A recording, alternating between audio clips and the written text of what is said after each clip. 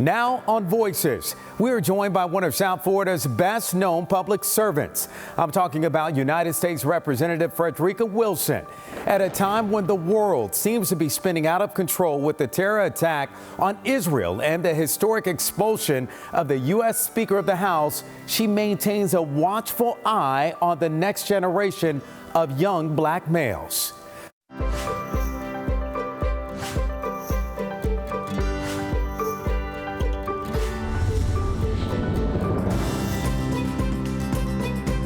Good morning and welcome to nbC-6 Voices. I'm Jawan Strader. This morning we are spending time with a powerhouse of public service. Congresswoman Fredrica Wilson has made improving her district and this country her life's work. Her political career path winding from the Miami-Dade School Board to Capitol Hill, where she's a force to be reckoned with. Even with the U.S. House of Representatives crippled by the ouster of the House Speaker and now the savage terror attack on Israel by Hamas, she remains dedicated to doing all she can to usher young men into becoming the leaders of tomorrow.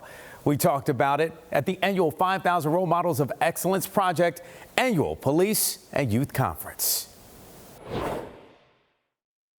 It's a mess in Congress right now. No Speaker of the House, nothing can get done. So what are the Democrats' thought? Of course, there's a lot of finger pointing going on that, Democrats, they sided with the 8 MAGA Republicans and voted out the Speaker. It's just as much their fault as it is our fault. Your thoughts?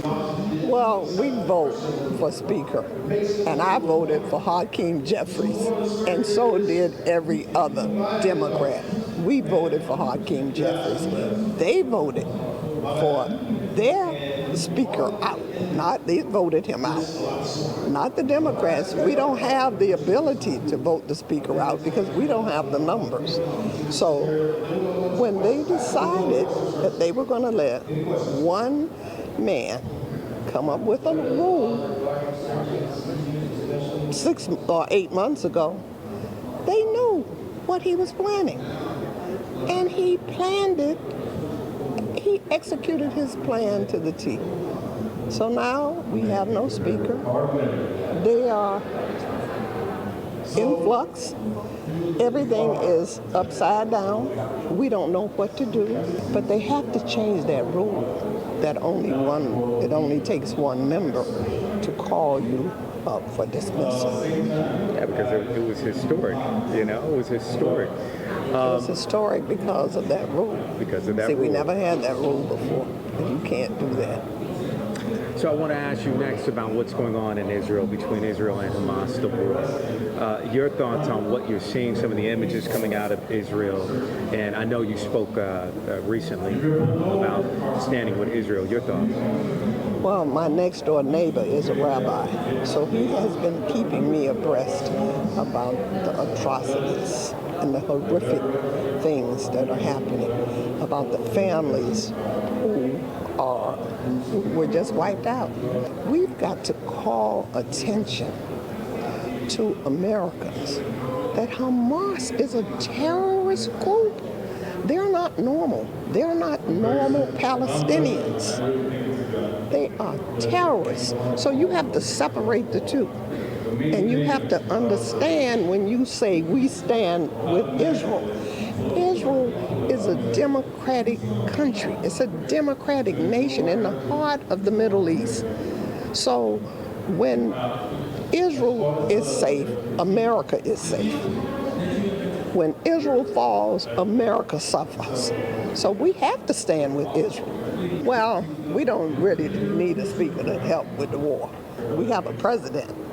We have President Biden, who has some presidential authority that he's using now, and that's the movement of artillery to the West Bank, to Israel. So in the meantime, as we try to get a speaker, we want to be sure that everyone knows that Israel is safe not safe, but that we stand with Israel, and we're doing everything within our power that we have, all that we can do without a speaker.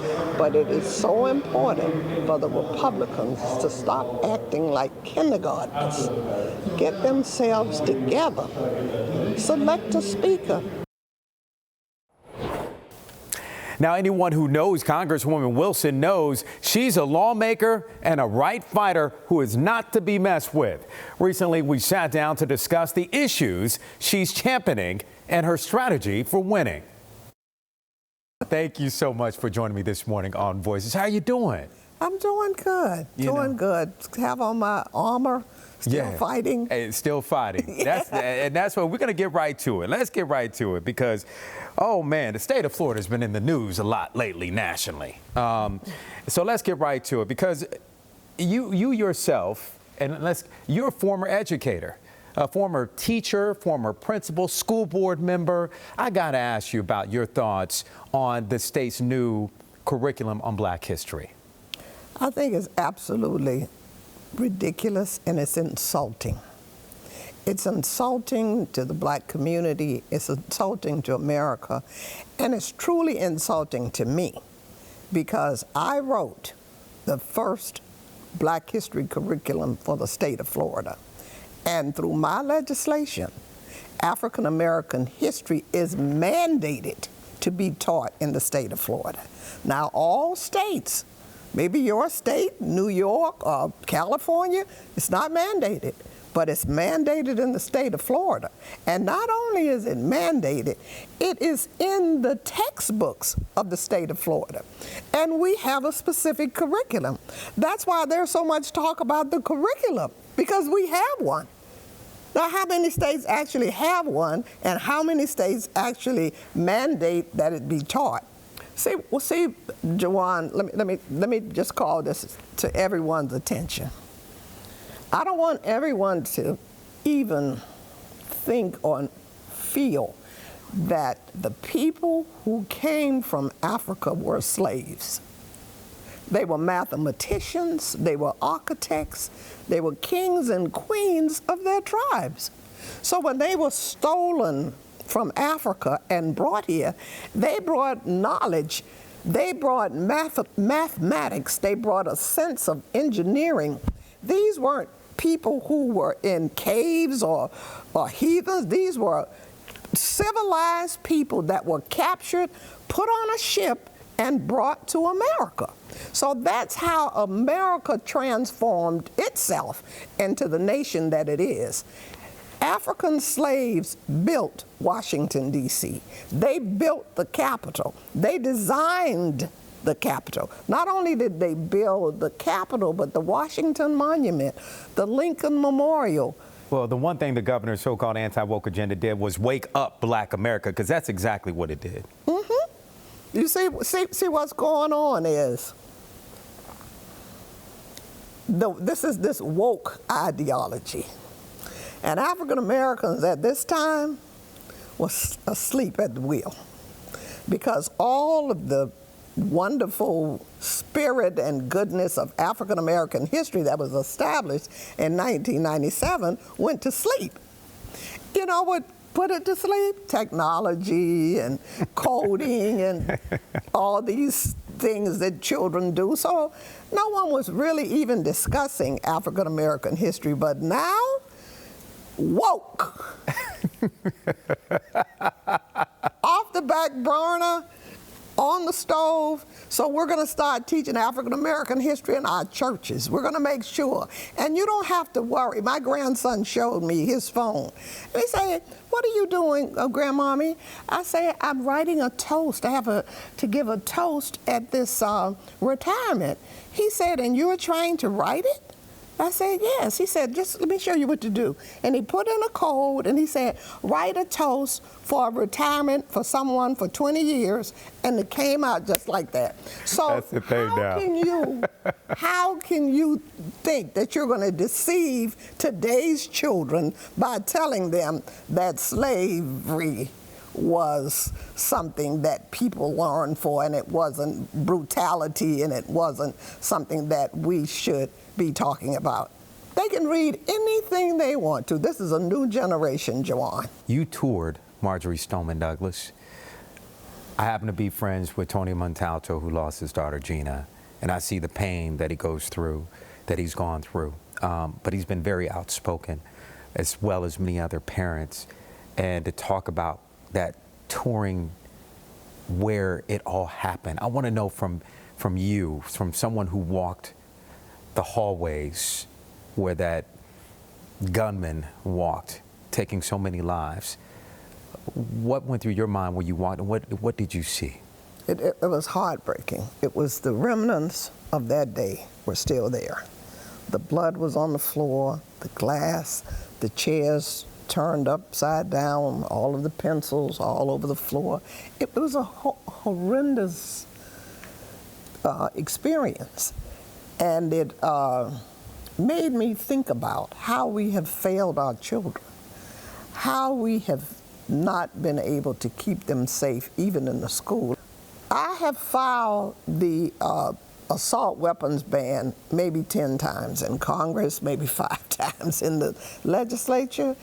And I think I said this that day, and this is what the National Rifle Association has a grip on the Republican Party. And that grip is so strong that they are blinded. They don't have the vision to see that these are not weapons that ordinary people should have. These are weapons of war, and these are weapons for police officers who don't even have one like that. So until we can get those off the street, and until we can do background checks, and in the case of the Marjory Stoneman Douglas situation, the young man who did this was known. He was known. He was known on social media. He was known in the school. He was known by the police. He was known by the FBI. He had parents who knew. And he should have been somewhere in an institution. That's what I think. When Voices continues, so does our chat with the Congresswoman. Coming up next, the former teacher talks about the obstacles the highest court in the land is putting in the paths of our children who are striving for college educations, and how she's helping them to get around them. Welcome back. Well, U.S. Representative Fredrica Wilson has fought to educate our children from the classroom as a teacher and from Capitol Hill as a legislator. Nowadays, determining what will and won't be taught is often decided in court. Our conversation with the Congresswoman continues with her explaining how a dying wish put her in a position to influence the complexion of the federal judiciary. I want to talk to you about some of the recent Supreme Court decisions. Of course, affirmative action, striking down affirmative action, because, again, you are a former educator, talking about affirmative action, and then also striking down student loan forgiveness. I want to know your thoughts on that. Well, I think that when you think about striking down affirmative action and not striking down legacy admission, it shows you that there are two Americas. There's an America for the well and the rich and famous, and then there's America for the lost and left out who just want to be somebody. So these two Americas, we have to figure out how to make them work in sync. And let me say to you that Florida struck down affirmative action years ago, and we have been able to make it work. I work with colleges and universities every day. So our students in the 5,000 Role Models of Excellence project, they have an opportunity to attend our Florida colleges and universities. But I say to the children, you have to study. You have to study real hard. The affirmative action is gone, but there's a way to get around it. And what I chair higher ed, and what some of the higher ed institutions have said to me is that they have writing, something that the children submit with their applications, and they're able to tell. You take the box off. You can't have check in the box, black, white, Hispanic, etc. That's gone. Affirmative action got rid of that. But when you summarize your life story and you're reading it, and the university is reading it, you can tell if someone is black just by their experience. Right.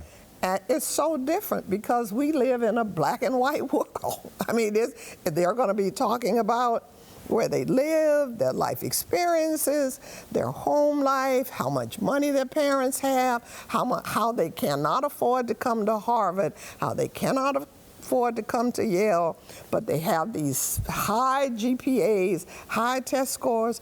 They'll be able to decipher it, and they will still do what they can to bring in those students. And what are you doing? Because right now you are fighting to make sure that there's balance as far as diversity in the courts, especially the federal courts. What are you doing in order to make sure that we still have that diversity there? Well, we have to take advantage of the fact that we have a Democratic president. And as long as we have a Democratic president and we have a Democratic House, we have to work with our senators to make sure that that mission is accomplished. And we haven't had any issues, really. We have a black U.S. attorney, the first ever, 5,000 role models, the first ever. We have, judges that we put forth. We've been able to make that happen. So our dear beloved Marcia Cook passed away. Yes. Before she passed away, she called me up. She said, Congresswoman Wilson, I want you to make me a promise. She said, I'm going to retire from the court.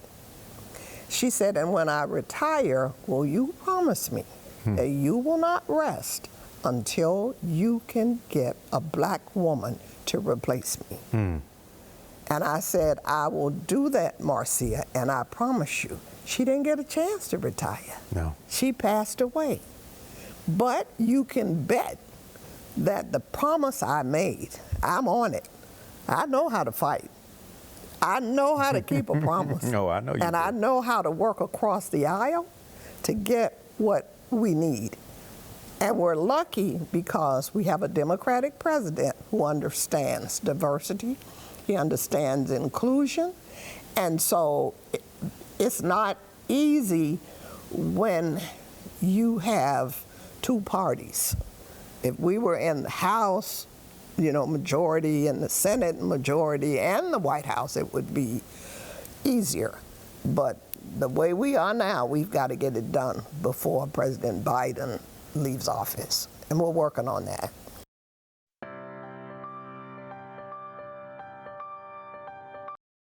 And we couldn't let the Congresswoman leave without discussing reproductive rights, men's health, and how the 5,000 role models are already proven to be a game changer for the next generation.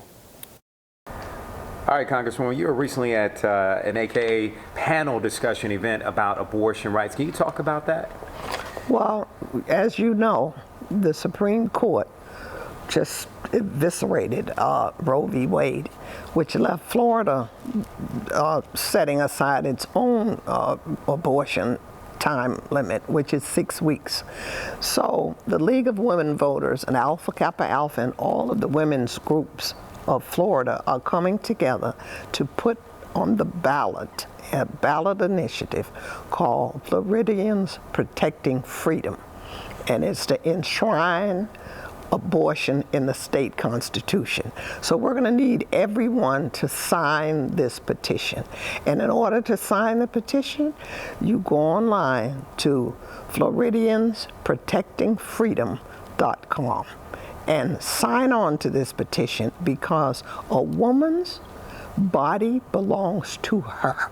It doesn't belong to some little white men in suits passing laws all across the United States telling you what to do with your body. So let's talk about men's health and the disparities that exist out there. It is very clear that men do not go to the doctor like they should. And unless they have a mother or a wife or a partner that's making sure that they do preventive health care, they do not do it. So we are losing men so fast. Many of them do not even live long enough to get their Social Security check. So the U.S. Commission on the Social Status of Black Men and Boys, which I founded and which I chair in Washington, D.C., we have these briefings, and we had one on colorectal cancer, which is a huge cause of death for black men and black boys. So we're on a mission. We're on a mission because little children deserve to have their fathers longer. They deserve to have their granddaddy longer. And they're dying too fast. So fast. And we don't even talk about it. But we're talking about it now. Well, let's talk about fatherhood. Let's talk about the importance of having fathers and good fathers. Yeah, we had a briefing on that too. Yeah. We had a great briefing on, Jawan, it's for so many years the stereotype has existed that black men are absent, they're not good fathers. There was research done. You know what the research came back saying? That black men serve as the best fathers for their children out of any other subgroup of people living. And when this survey was released, I said, I knew it. I knew it because when you're walking in the mall and you see black daddies, they're holding the children's hands. They're taking them shopping. When you go to the playground, that's who's pushing the swing. Other daddies are working. And when they come home, they don't spend that quality time with these children. But we're finding that black men are great fathers. That's why we have the role models, because what I'm doing, and you are part of it, you are part of the brotherhood, you're a part of the family, and we're raising the next generation of good fathers. And the little girls used to say to me, especially here at Channel 6, this is where I used to get my biggest angst right here. Miss Wilson, you're always doing something for the boys. When are you going to do something for the girls? And I say, you may think that this is for the boys, but this is for you. Amen. Because what I'm doing is I'm raising you some good husbands, that's right, good fathers for your children. So you know what they say now? What is that? Miss Wilson, my boyfriend is in the 5,000 room and he's going to college. That's what they say. That's right. That's right. I say, you see? So they don't ask that anymore because they know. That's right. No 5,000 role model of excellence young man would dare pick up a gun to shoot anyone, to rob anyone. They are taught, they are trained, and we are so proud of them. Amen. Congresswoman. From third grade. From third grade. You heard that from from third grade. There are thousands, and they're not only in Dade County. They're all over Florida and Detroit, Michigan, and they all wear the red tie that you should have had on today. Oh, Mama, I'm in trouble now. Oh boy, the Congresswoman, she scolded me before for not wearing my 5,000 role models tie, so I had to represent and make sure that I wore it. That's it for our show today. Be sure to follow us on Instagram, Facebook, and on all of our social media streaming platforms. And you can also message us on social media if you have a story idea. And before we go, remember, education is the key to success. If you believe, you will succeed. We'll see you next time. Have a great weekend.